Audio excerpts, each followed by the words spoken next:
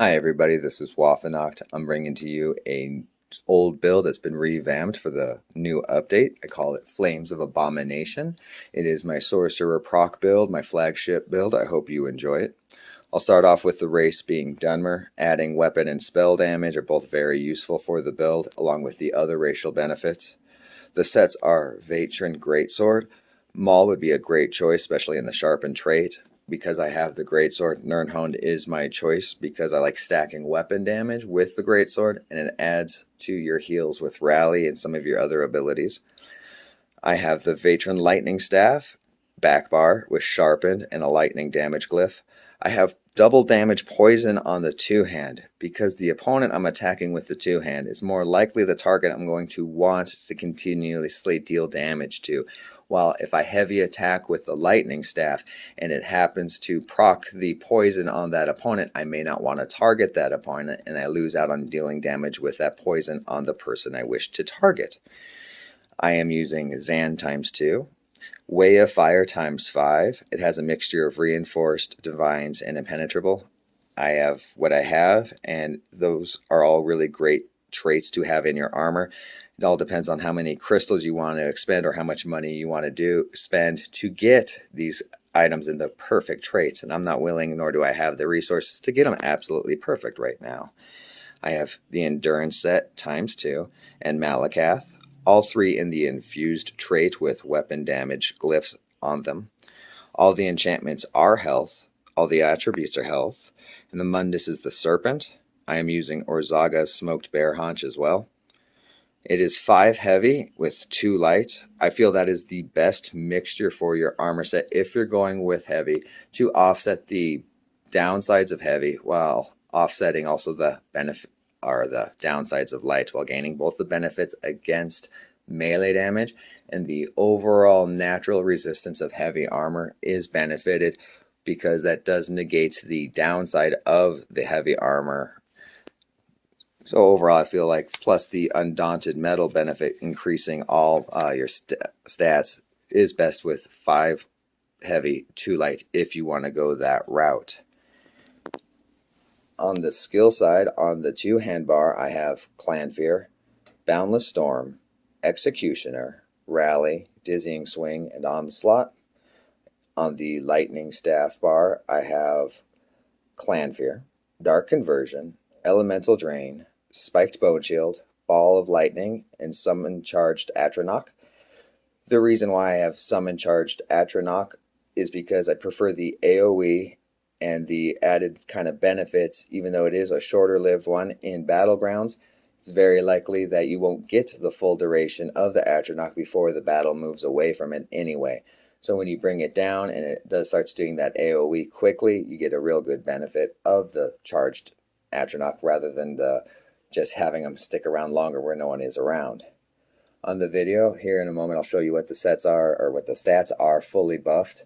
And as you can see, even the Dizzying Swing is dealing decent damage against these NPCs, which you will also see reflected on other players. Boundless Storm plus Ball of Lightning replaces the need for Race Against Time or being Vampire. It frees up another skill slot for the build in of itself.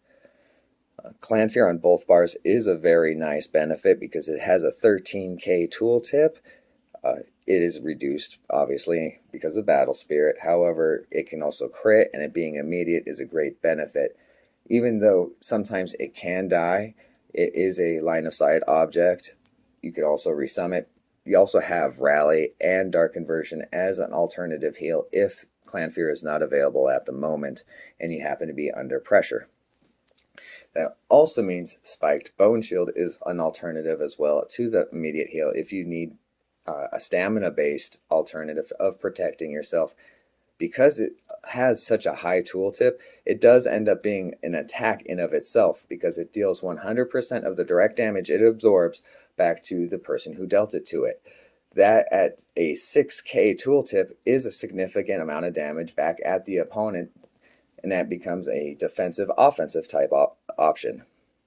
Rally benefits from the added weapon damage of the Greatsword, and it also becomes a really decent heal even though you're not invested so much into your stamina or into the weapon damage.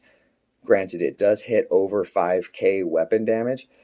it's not something that I heavily invested in because none of the sets really particularly focused on that damage. Thanks to Zos giving us that high amount of natural weapon and spell damage, this build really benefits from that. Way of Fire with the Lightning Staff heavy attack from a distance is a really good way to maintain pressure on opponents while keeping your resources full before you even engage with them.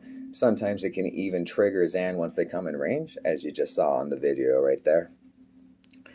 Dark Conversion can be paired with Ball of Lightning and allow you to multiple times streak away without having to focus so much on your Magicka regeneration or your Magicka sustain.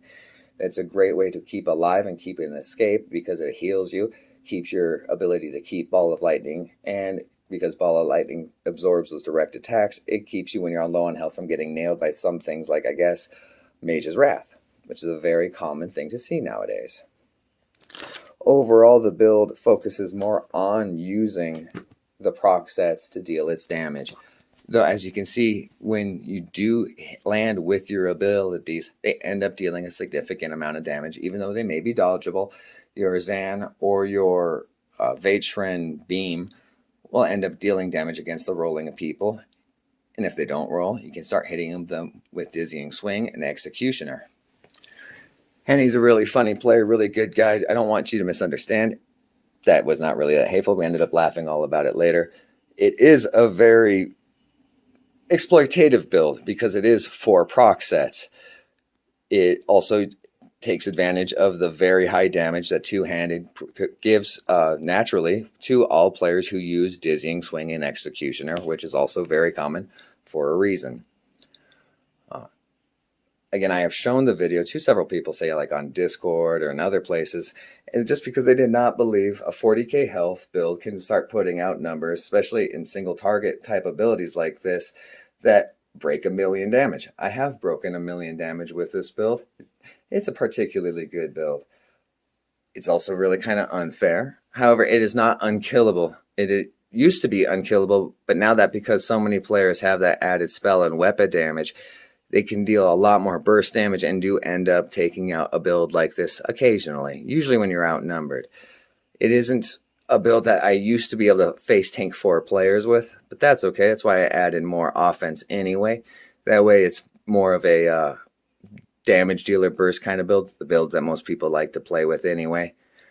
If you stuck with me with the video this long, and I really hope you did enjoy it, I hope maybe you learned something and maybe you can use it to apply to your own build. I don't expect anyone to just copy and paste anything. I hope to inspire you guys. I hope you had a wonderful rest of your day, and I hope to see you again. Bye.